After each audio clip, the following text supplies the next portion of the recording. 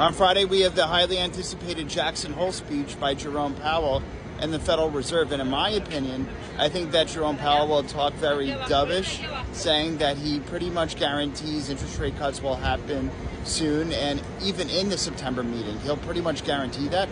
However, I don't necessarily think he'll say by how much, whether or not it'll be a 25 or basis point cut. I think he'll want to leave that door open depending on the August inflation and jobs and unemployment report data. I don't think he'll want to commit to anything yet, but I think the overall tone will be a lot more dovish and accommodating and pretty much guaranteeing an interest rate cut, and pretty much a Jerome Powell that we haven't seen for quite a few years.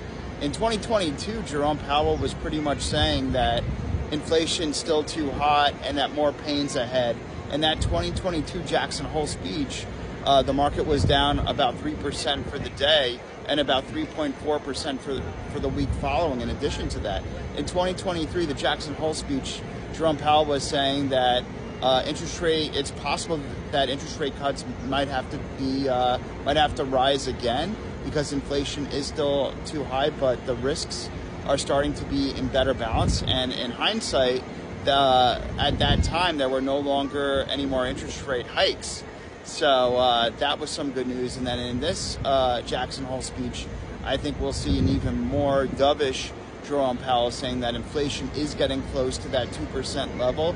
We're seeing substantial progress, but I don't think he'll commit to either a 25 basis point or a 50 basis point cut. I think he'll want to see some more data.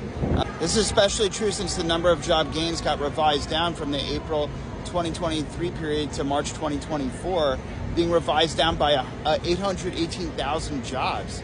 This is a big revision down and goes to show you that the Federal Reserve was making decisions based on some artificial and stronger data than was the actuality, than was the ultimate truth. So I think that Jerome Powell and the Federal Reserve will take that into consideration, that the labor market is a little bit weaker than initially thought.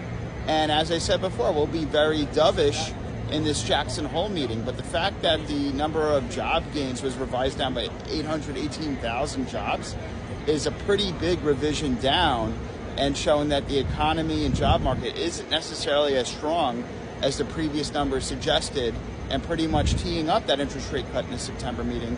And Jerome Powell, as I said, will be dovish.